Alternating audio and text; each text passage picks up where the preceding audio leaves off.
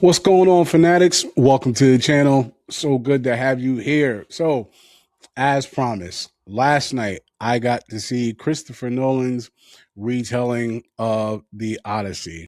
I did a very brief straight out theater reaction because I couldn't wait to get on here and talk about the film, and I didn't want to give all my thoughts away at the straight out theater reaction.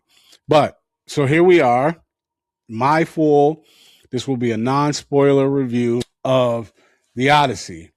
If I do happen to get into spoiler territory, I will put up the spoiler alert, but I don't believe I'm going to. I'm going to do my best to stay out of spoiler alerts. Now, couple of rules or what you can expect from this. Again, first, no spoilers. Second is, for some reason, the Odyssey, well, not for some reason, the reasons are pretty obvious, but I'll leave that up to you all. But the Odyssey, before even coming out, was or has been very controversial, if you will, amongst the internet, amongst fans, and before even seeing the film, there has been a lot of things said, a lot of opinions being said about the casting, about the language, about the costumes. And I'm going to get into some of that. However, what I'm not going to do is get into the controversy. That's not my thing. That's not what my channel does. And I try to respect everyone's opinion because, at the end of the day, everyone is entitled to their opinion. And I respect that.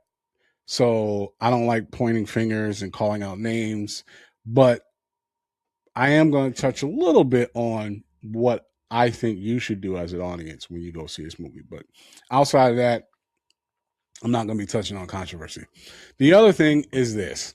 This is Christopher Nolan's The Odyssey. The Odyssey, that poem, or first of all, when it started, it wasn't even written, right? Experts say that the Odyssey survived as long as it survived because, poets essentially recited the story over the years until it got written. So, in other words, the Odyssey has been retold for thousands of years. And then there's been all types of additions made, new editions, revised editions of the written version, along with films, adaptations, animation, and so on and so forth. So I'm saying all that to say that this is Christopher Nolan's retelling of the Odyssey. Let's dive right into it.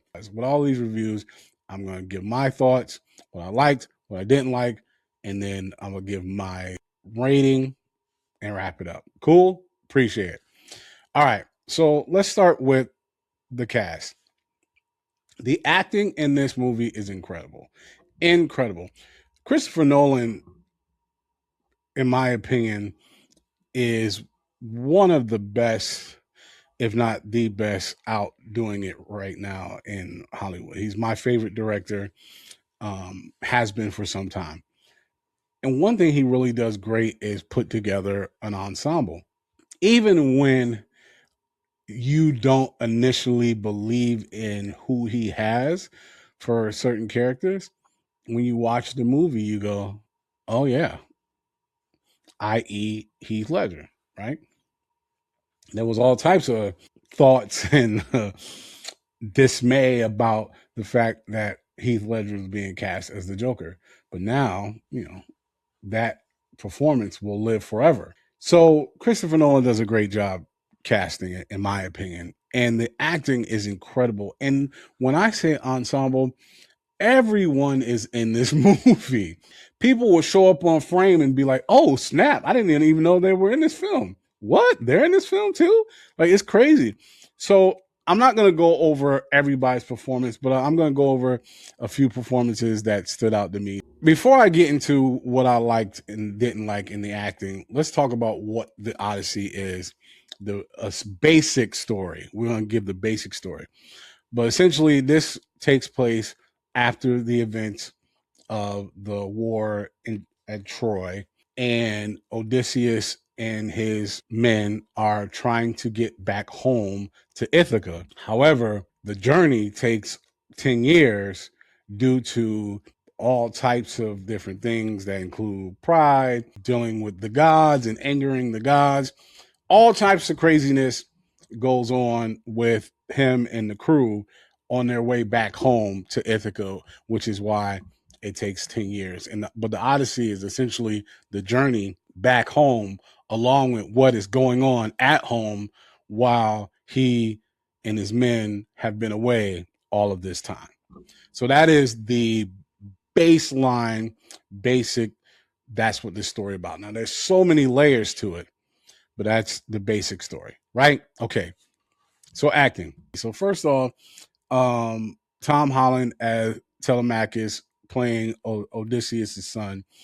Tom Holland does a great job of bringing not necessarily youthfulness, but a level of ignorance from being young and not and growing up without a father and having his dad essentially be uh, a surrogate father and John Leguizamo's character who was phenomenal.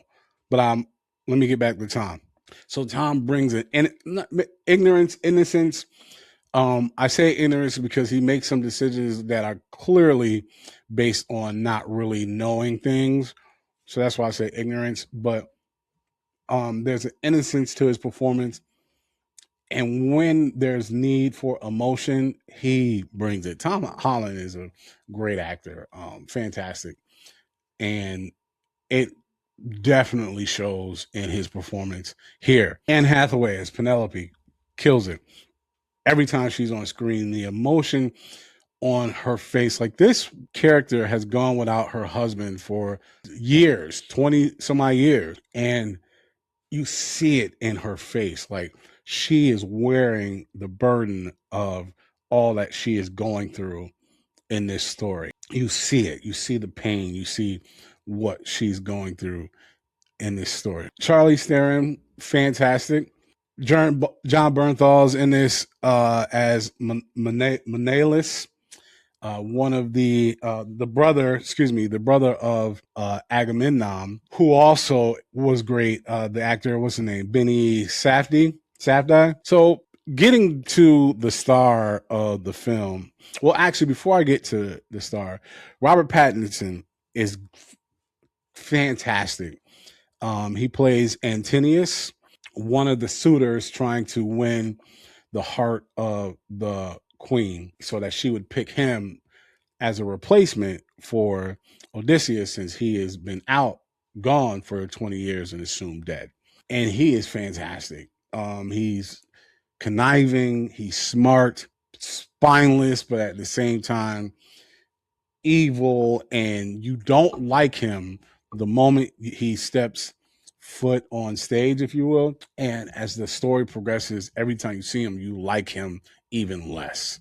And it's so good. But every thing he does is calculated to get to his ultimate goal, which is to win Penelope. So now, again, everyone is fantastic in this movie. There's a lot of stuff online about Lupita playing Helen of Troy and Elliot Page in this film. And like I said, I'm not going to get all to that. But what I will tell y'all is this. Don't believe the hype. That's it. Don't believe the hype. I've never seen so much controversy about characters that are barely in the film. Like they're barely in it. And people are like destroying this movie without ever seeing it. And for characters that are barely in it, Travis Scott, people are mad about Travis Scott. He plays a poet and he's barely in the movie. And people are like losing it. So do yourself a favor. Don't let that dismay you or distract you from the film. Even though Elliot Page does a fantastic performance, Travis Scott does great as a poet, Lupita is fantastic, they're barely in the movie. All right, anyways, Matt Damon carries this film, and what an amazing job Matt Damon does.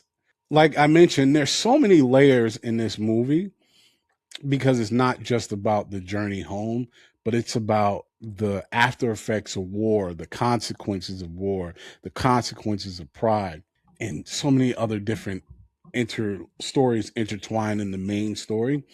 And Matt Damon carries all of it. You go on the journey with him and you feel it. He, at some moments, so it's again, they're out on sea for essentially 10 years. So he has a story arc and you get to see it. You go on the journey, and even though the movie kind of does time jumps, Matt Damon nails it. Like, oh man, it is so good. He does so good. One scene that I want to speak about that's in the trailers, and if you know the story, this isn't a spoiler, but I'll just say it like this: when they run into the sirens, Matt Damon's performance in that scene is breathtaking.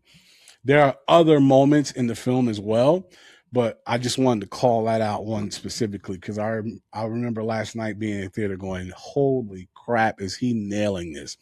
If you know the story, then you know what I'm talking about. If you don't know the story, watch the movie. Fantastic. Okay, so Zendaya as Athena, she does great. Like this cast is fantastic. I'm rambling. So, what did I like about the movie outside of the acting? Christopher Nolan is a mad scientist. He took something as fantastical as the Odyssey that has, you know, gods and monsters and all this stuff. So all of these fantasy elements, and he put us in a world where it felt like those things existed. So he, to no surprise, right, with the Batman trilogy, he made it seem like there could be a world where there was a dude dressed up as a bat fucking up bad guys. And he did it again in the Odyssey. I mean, there's Cyclops and sirens and Beast, and you never ever think for a moment that couldn't exist. Like obviously, you know it doesn't exist, but while you're in the film, you never get pulled out of the real world, even though fantasy elements are introduced to the film. It doesn't take you out of the fact that you're in this world. Does that make sense? I hope I'm making sense because I feel like I'm rambling. But he does such a fantastic job of taking fantasy and making it real by the way he shoots, the use of practical, not even practical sets, but like the use of uh, on location sets, the limited use of CGI. I mean, everything was so real. When you're out on the sea, you are out on the sea and you feel it. His cinematography is, it's the standard. The way he shoots is just so phenomenal. You have to see this film in the biggest, loudest theater possible. It's going to take your breath away. There's one scene that is in the trailer, so I'm not spoiling, and we've seen it before. The Trojan horse scene. You will never experience the Trojan horse like this. When I tell you how that is shot, like claustrophobia was kicking in for me. Like it was literally taking my breath away. It's intense and you feel the humanity of what these men are going through. You feel the effects of war. You feel the effects of desperation. You feel the effects of love and passion because of the way Christopher Nolan shoots this movie. Now, as in most Nolan films, he does, you know, time jumps and the story kind of goes through, you know, kind of jumps not all over the place, but it kind of jumps around. But essentially, that's how the Odyssey is, Homer's story is. And so the film isn't a straight linear journey. It kind of goes all over the place. Some people might find that hard to follow. I did not because it's not a lot and it's intentional. Like there's a reason why you see this and then you go back in the past and then you go back to the future, you go back to this and you go back to the past. And in my opinion, all makes sense. The movie, he drops you right off in the thick of it, But you don't know you're in the thick of it until you come back and revisit and you go, oh, that's how we start the movie. And I loved it. Uh, his writing is great. Like I said, there's so many layers to this story. And Christopher Nolan, it's like four different movies, and he somehow brings it all together. And I gotta tell you, I'm ready for a Christopher Nolan horror film because the Cyclops scene is legit thrills. Like there's elements that are not scary, like, oh my God, but like you could tell there was a horror element there and it worked. Like the Cyclops scene is like, oh snap. And again, CGI is used, but you don't even notice it because it's so good. It is so good. And then the way Christopher Nolan has this ability to introduce a creature, but not just give like the fullness of it immediately, but just introduce this piece, that piece, this piece, that piece. And it builds up the anticipation, builds up the anxiety, and you're like, oh, what's going to happen? What's going to happen? And then boom. Just like a great horror film, a horror director would do, Christopher Nolan does this. And then there's certain creatures that you never get to see them in their all of their splendor, but it's okay because the way he shows them makes sense and it adds to the scene and what's going on in the scene. I love the amount of practical stuff that was used, the on location, and again, the action scenes are fantastic. But then, like I said, there's thrills, there's a little horror. Oh man, there's some body horror in this movie. Not going to spoil, but yeah. There's a scene where you could hear people in the theater going, oh, not gory, but like body horror. If you know the genre, you know what I'm talking about, where bodies get twisted and turned. I'll just leave it at that because I don't want to spoil. And it was fantastic. It was I was not expecting it, and it was great. So my point is, Christopher Nolan takes all these genres of films to tell this epic story, and he does it so well. He just puts it together so well. All right, what didn't I like about the movie? I'm not gonna lie, this movie was almost perfect to me. I think the only things that I didn't like was that there was some dialogue that didn't hit with me, and it never took me out of the movie, but it was a complaint like, nah, that line was kind of whack. You know what I mean? And I can't say it without spoiling the movie, but there was two instances where the dialogue was like meow meow meow, but it was okay. It didn't kill the movie for me, but it would have been flawless if it wasn't for these two instances that I was like, boo. You know what I mean? But overall, my thoughts. So that was really it. That's the only thing I did not like about the movie, which was the dialogue. Surprisingly, you would think that some of the things that were missing from the Homer story in this film would be what I didn't like. But I'm telling y'all, listen to me when I tell you this. If you are looking for a direct adaptation of the Odyssey, Homer's The Odyssey, this is not it. I don't even know if you can find that because one, it's extremely long. It's been revised and told so many different ways over the years. I'm not even sure you could find a direct adaptation of that story. And I'm not sure if you would want to, but I don't know. I can't talk for people. But what Nolan does is what he chooses to keep, nothing feels like it's missing. So if you're familiar with the story, in my opinion, if you're familiar with the story, if you watch this, yes, you're going to know certain parts are removed. But when the movie ends, in my opinion, you're going to say, oh, well, yeah, that was not there, but it didn't impact the film. Nothing removed felt like it was missing from the story. This story makes sense. It's entertaining. You go on a journey. And again, even if you know certain parts are supposed to be there, it does not take away from what you see. And to me, that is a good adaptation because then It kept all the things that made the story great. It kept some of the lessons while creating new ones, and introduced a very, very, very old story in a way that brings in new audience that is captivating. And I think he nailed it. I think Christopher Nolan nailed it. And if you don't know the Odyssey and you just want to see a great movie, this is the one. This is what you go to movie theaters for. This is what you spend all that money on tickets for, is to have an experience. And this is an experience. So what is my rating?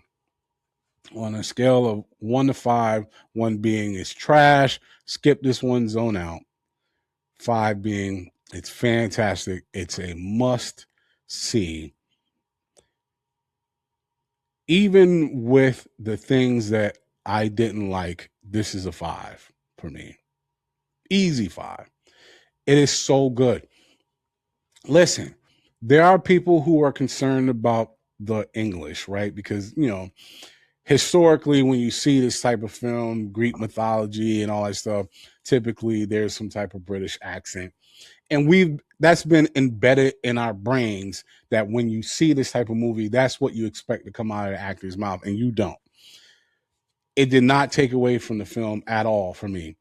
Now, it may take you some getting used to, because again, you've been trained. You've been watching movies, you've been trained. There should be some type of English accent here. There should be some type of British accent here. And there isn't. So maybe 5-10 minutes into the movie, once you get used to that, you'll be able to rock and roll.